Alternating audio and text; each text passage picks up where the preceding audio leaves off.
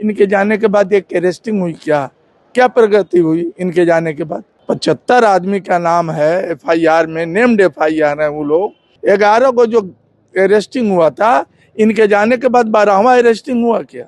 राजू तिवारी के जात भाई के लोग फंसे हुए हरिनगर में, तो कैसे उस बात को डाइवर्ट किया जाए, इसलिए इस तरह का काम किया जा रहा है। दिल्ली में भी तो इनके 12 जनपद को खाली कराया, माननीय रामविलास पासवान का स्टैचू तोड़ा गया, उनके फोटो को फेंका गया, बाबा साहब के फोटो को फेंका गया, ये भी तो एक राष्ट्रीय अपमान था ना। आज जो लोग कर रहे हैं वही काम उस समय क्यों नहीं किए भाई? उस समय दिल्ली के सड़कों पे करना चाहिए। आप घोड़ी पर नहीं चढ़ने दीजिएगा, जात के आधार पर आरक्षण मांगिएगा, आर्थिक आधार पर मोछ मुड़ा दीजिएगा, जात के आधार पर आरक्षण मांगिएगा, आर्थिक आधार पर। जज बनता है जात के नाम पर, जज बनाइए हाई कोर्ट से सुप्रीम कोर्ट में, दलित पिछड़ा को काहे नहीं बनाते? तो वहां तक जात के आधार पर जज बनाइएगा और आरक्षण मांगिएगा आर्थिक आधार पर। कुमार सर्वजीत पासवान ने कहा है कि रामविलास पासवान जी की मूर्ति लगना चाहिए पटना के चौक चौराहे पे, वहीं पे रामविलास पासवान जी को बेचारा कह दिए। इसके बाद ये विवाद थमने के नाम नहीं ले रहा है।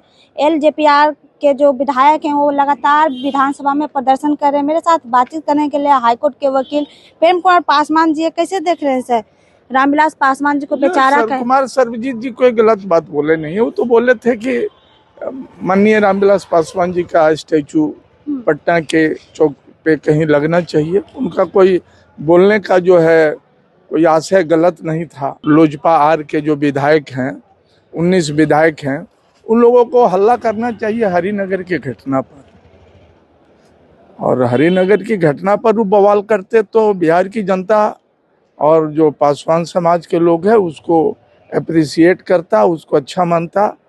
तो जो उनके प्रदेश अध्यक्ष हैं, उन्हीं के जात और समाज के लोग हरिनगर में फंसे हुए हैं, और हरिनगर के घटना को डाइवर्ट करने के लिए उनके जो प्रदेश अध्यक्ष माननीय राजू तिवारी ने इस तरह के घटना को डाइवर्ट करने के लिए इस तरह का मुद्दा उठाया कि हरिनगर में जो लोग आतताई लोग हैं उस पर से ध्यान हट जाए बिहार के लोगों का, और दूसरे तरफ ये कोई मुद्दा नहीं है, मेरे हिसाब से कोई मुद्दा नहीं है। हरिनगर का क्या है? हरिनगर में पासवान समाज पर अत्याचार हुआ, जो भी हुआ, लेकिन चिराग पासवान तो गए ना वहाँ, दरभंगा गए। दरभंगा नहीं गए थे, वो गए थे माननीय जो विधायक हैं अभी संजय सौरावगी जी, जो प्रदेश अध्यक्ष हैं भारतीय जनता पार्टी के, उनके माँ का श्राद्ध कर्म था, उसमें चले गए थे चिराग जी, उसमें गए थे।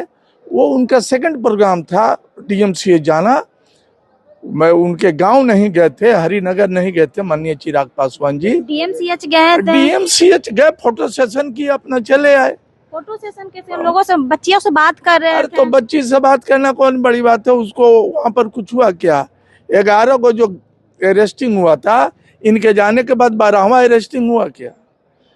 75 आदमी का नाम है एफआईआर में, नेम्ड एफआईआर है वो लोग। इनके जाने के पहले ही 11 आदमी जो है अरेस्ट हो गए हैं। इनके जाने के बाद एक अरेस्टिंग हुई, क्या प्रगति हुई इनके जाने के बाद? बताइए, अभी बताइए। इनके जाने के बाद कोई अरेस्टिंग में कोई प्रगति हुई, केस में कोई प्रगति हुई? कल भी वहां पर एक लड़के का ऑपरेशन हुआ है, आप लोग देखिए। दोषियों को नहीं छोड़ा जाएगा? चिराग पासवान ये बोला दोषी को नहीं छोड़ा, दोषी के पक्ष में लोजपा आर के वहाँ का लोकल उनका नेता घूम रहा है, नहीं छोड़ा जाएगा। तब इसलिए देखिए, ये डाइवर्ट करने की बात है कि रामविलास जी को कोई बेचारा बोलते। रामविलास जी बेचारा कभी थे, न है न रहेंगे। रामविलास जी युग पुरुष है, हाँ, और रहेंगे। रामविलास पासवान छोटे मोटे हस्ती नहीं थे।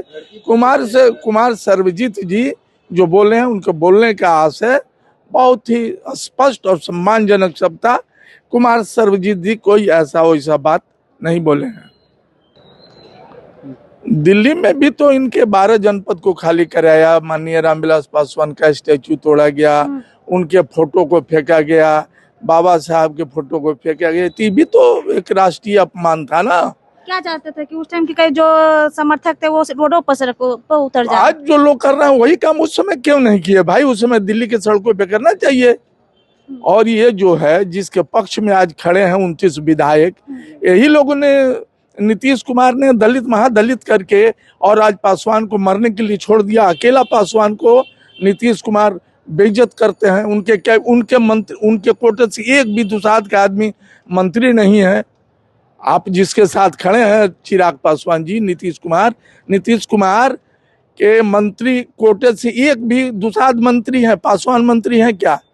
आप चले हैं बात करने तो सारा बात न उखड़ेगा जी। माफी नहीं मांगे सर्वजीत? कौन बात के माफी मांगे? बिना मतलब का कोई माफी? अरे जाके इनको माफी मांगना चाहिए बिहार के लोगों को, 29 विधायकों को हरिनगर के घटना पर। 19 विधायक? हाँ 19 विधायक हरिनगर के घटना पर जाके माफी मांगे।